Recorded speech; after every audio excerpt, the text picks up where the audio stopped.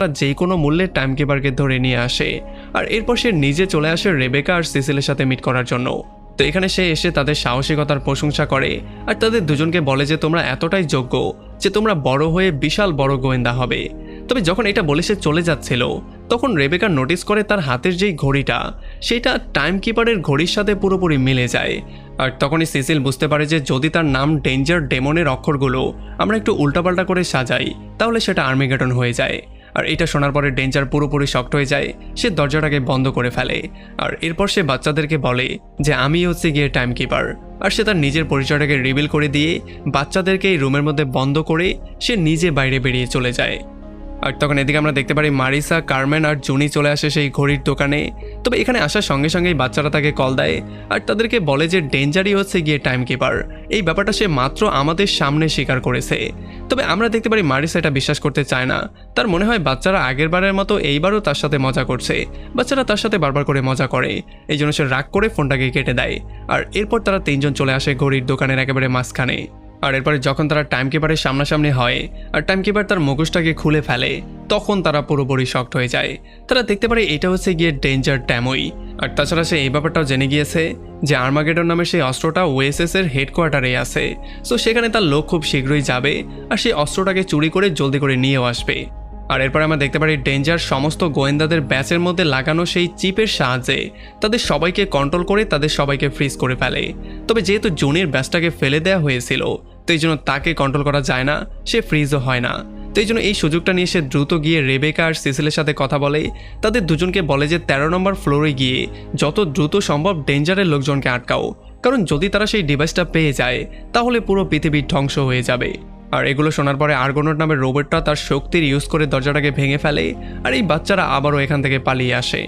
আর এদিকে আমরা দেখতে পারি জুনি, মারিসা আর কার্মেনের ব্যাচ থেকে সেই চিপগুলোকে খুলে ফাইনালি তাদেরকেও ফ্রি করে দেয়। আর অন্যদিকে আমরা দেখতে পারি রেবেকা আর সিসিল মিলে তাদের বিভিন্ন অস্ত্রগুলো নিয়ে তারা লেভেল 13তে চলে আসে আর তারা ফাইনালি আর্মাগেডন নামের সেই অস্ত্রটাকে পাওয়ার ট্রাই করে। তবে এখানে খুবই ভয়ঙ্কর একটা মেশিন ছিল আর এই মেশিনটাকে পাস করা অনেকটা কঠিন একটা কাজ, তো এই জন্য তাদেরকে ফাইনালি দরজাটাকে বন্ধ করে দিতে হয়। তবে তখন আমরা দেখতে পারি এখানে টিকটক চলে আসে আর সে তার লোকজনের সাহায্যে দুইটা বাচ্চাকে বন্দিত করেই ফাইনালি সেই ভয়ঙ্কর অস্ত্রটাও তারা দখলে নিয়ে নেয়। আর এদিকে যখন উইলবার ঘরের মধ্যে বসে টিভি দেখছিল তখন আমরা দেখতে পারি সেই রোবট কুকুরটা তাকে কল দিয়ে ইনফরমেশন দেয় যে তোমার বাচ্চাদের জীবন ঝুঁকির মধ্যে আছে, যত দ্রুত সম্ভব তাদেরকে গিয়ে সেভ করো। আর এরপরে যখন বাচ্চাদেরকে ধরে নিয়ে আসা হয় ডেঞ্জারের সামনে তখন ডেঞ্জারকে বাচ্চারা জিজ্ঞেস করে যে তুমি এগুলো করছো কি কারণে, মানে এখানে তোমার স্বার্থটা কি। তখন সে বলা শুরু করে আজ থেকে কয়েক বছর আগে যখন এই এক্সপেরিমেন্টটা সফলভাবে করা হয়েছিল তখন এই সমস্ত ব্যাপারগুলোর পেছনে কাজ করছিল আমার বাবা, আর যেই বাচ্চাটাকে সেই মেশিনের মধ্যে রেখে ফ্রিজ করে দেওয়া হয়েছিল সেটা আর অন্য কেউ ছিল না, সেটা ছিলাম আমি নিজে। আমার বাবা সারাটা জীবন আমাকে ফ্রিজ থেকে মুক্ত করতে চেয়েছিল, আমার বাবা তার সারা জীবনের মধ্যে অনেকবারই আমাকে ফ্রি করার জন্য অনেক এক্সপেরিমেন্ট করেছে, তবে তার জীবদ্দশায় সে কোনোদিনও সফল হতে পারেনি। আর এর কয়েকদিন পরেই কিছু বিজ্ঞানী মিলে একটা লাল ক্রিস্টাল আবিষ্কার করে আর যখন তারা এই ক্রিস্টালটা পেয়ে যায় তখন তারা বুঝতে পারে এইটার সাহায্যে সেই বাচ্চাকে ফ্রি করা যেতে পারে। আর ফাইনালি হয়ও এমনটা, সেটার সাহায্যে বাচ্চাটাকে ফ্রি করা হয়। তবে যখন ডেঞ্জার ডামও ফ্রি হয় তখন সে দেখতে পায় তার পুরো পরিবার মারা গিয়েছে, কারণ সে এত বছর সেখানে আটকে গিয়েছিল যে তার ফ্যামিলির সাথে সে কখনো মিটও করতে পারেনি। তো এই জন্য এখন সে চায় সেই পাওয়ারের ইউজ করে আবারও সময়ে পেছনে ব্যাক করতে আর পেছনে ব্যাক করে তার পুরো ফ্যামিলির সাথে মিট করতে, তার পুরো ফ্যামিলির সাথে কিছুটা সময় পার করতে।